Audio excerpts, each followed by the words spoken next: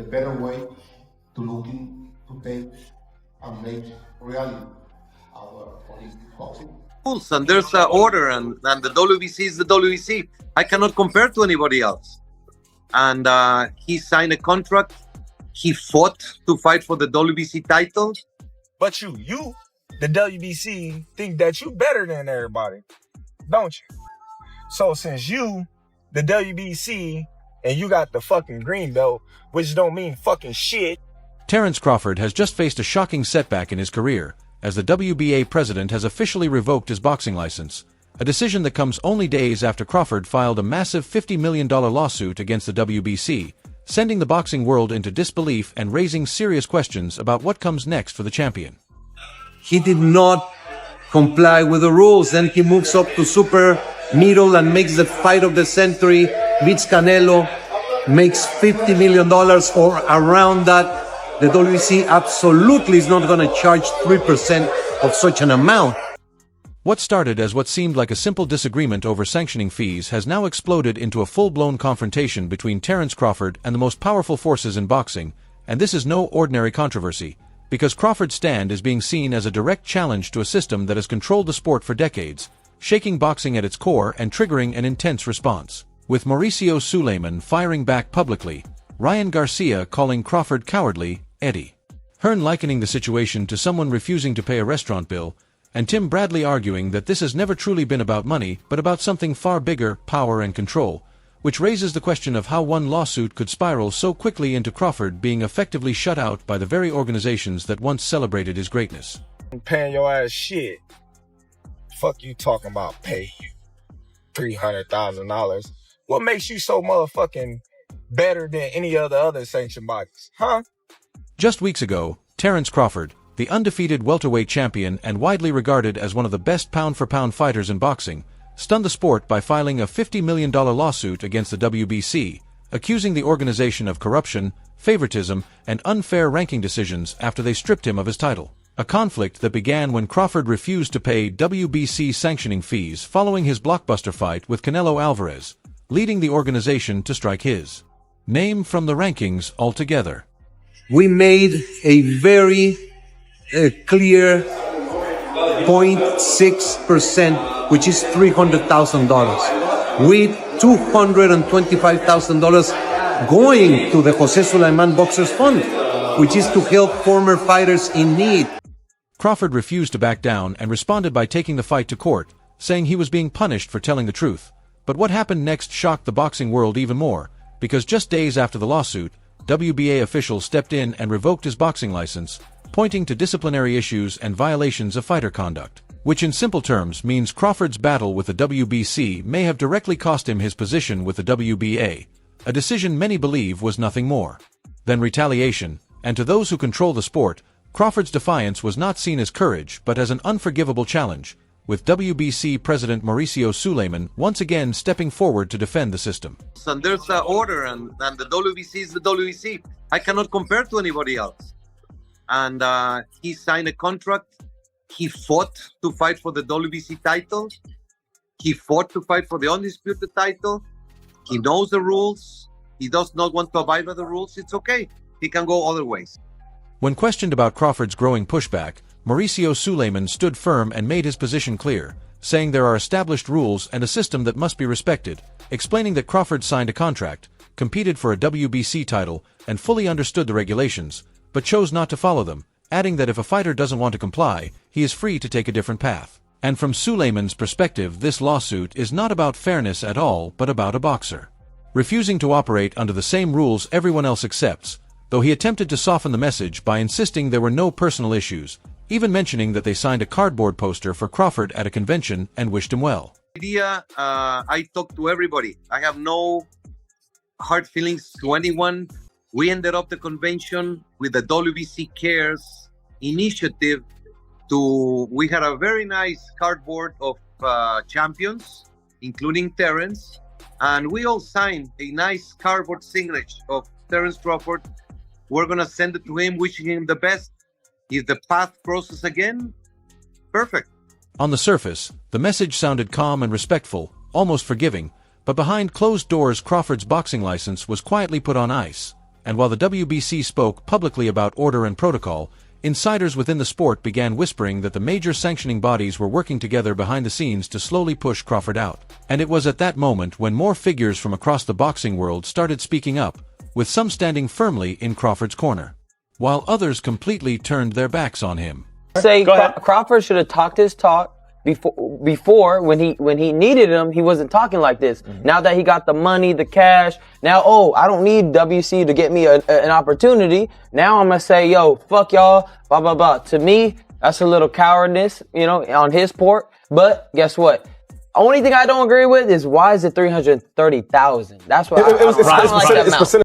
Rising star Ryan Garcia had no hesitation in sharing his opinion, saying Crawford should have spoken up earlier because when he needed the WBC he stayed quiet. But now that he has the money he suddenly acts like he no longer needs them, calling that behavior cowardly, while also questioning the outrage over the fees by pointing out that the percentage and payment system has always worked this way, explaining that if you fight for their belts, you pay their fees.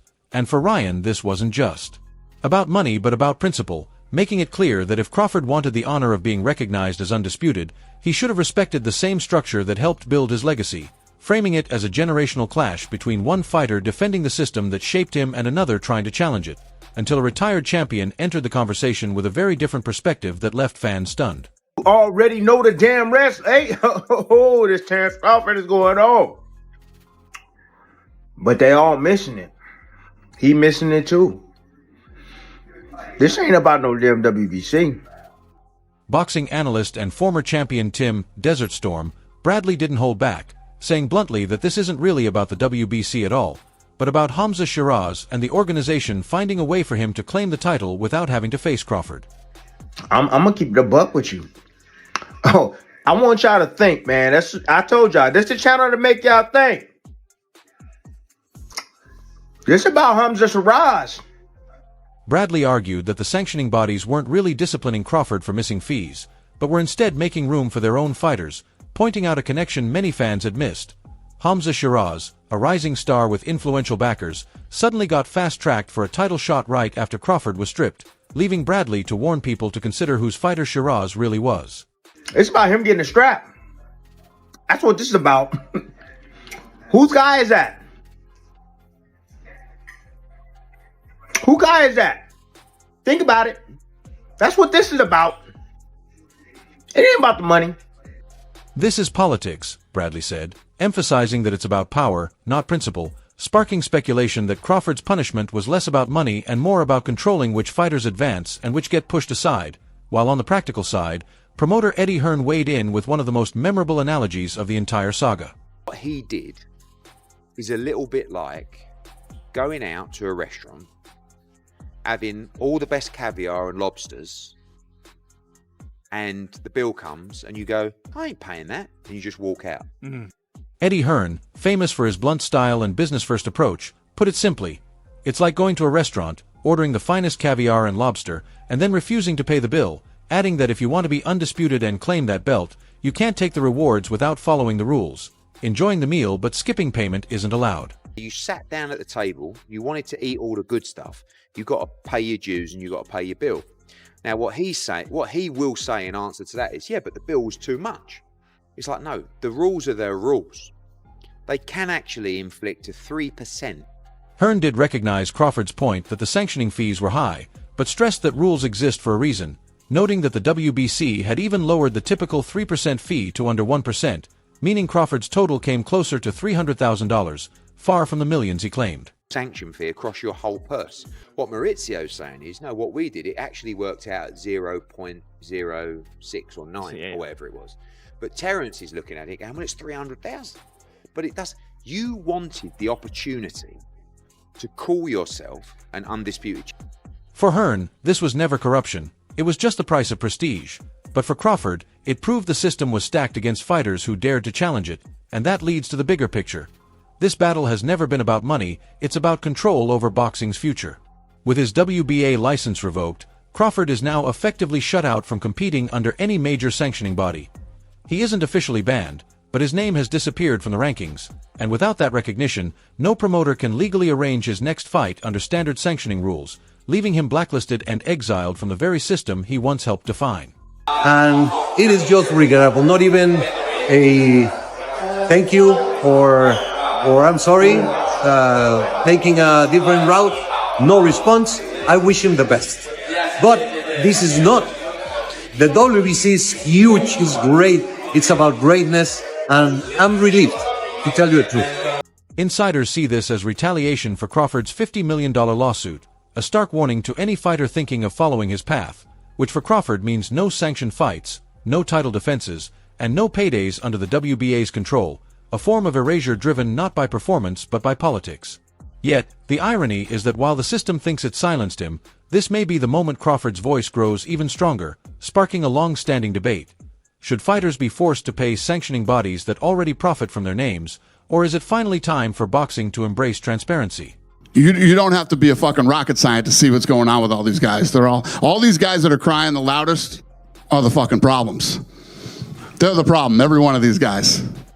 Even Dana White, the UFC president, recently chimed in, calling boxing structure outdated, bloated, and broken, while Errol Spence Jr. added that there needs to be accountability for where sanctioning fees actually go, questioning whether the money is funding fights or just funding parties. Definitely change. We definitely see, there need to be some account of where's the money going, because, we don't know. Is it going to, because all we see is like them having, big dinners at fights and big dinners fights and, they have big, what's the things they be throwing? Big annual conventions and things like that. So fans are now asking the same question.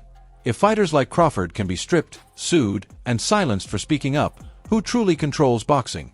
While his license is gone, the controversy he sparked could lead to the biggest reform the sport has seen in decades. Crawford may have lost his official titles, but he has become the face of a new kind of resistance, standing alone as a world champion without a country. Stripped of his belts, sued by the WBC, and rejected by the WBA, he faces it all without backing down. As one voice in the boxing community said, they can take his belts and his license, but they cannot take the truth. The system is finally being challenged. Outside the ring, Crawford is fighting the most critical battle of his career, a fight for fairness, respect, and the soul of boxing itself. So, what's your take? Did the WBA go too far canceling his license, or did Crawford overstep by defying the system that made him a star? Share your thoughts, because this story is far from over, and if you think this was intense, just wait to see Crawford's next move. You can take the fucking belt. It's a trophy anyway. The fuck am I paying you every time I step foot in the... Alright, everyone. For the latest updates on boxing news, highlights, events, and everything happening in the ring, make sure to subscribe to Knockout Updates and turn on notifications so you never miss top quality content. Don't forget to check out our other videos, and until next time, peace out.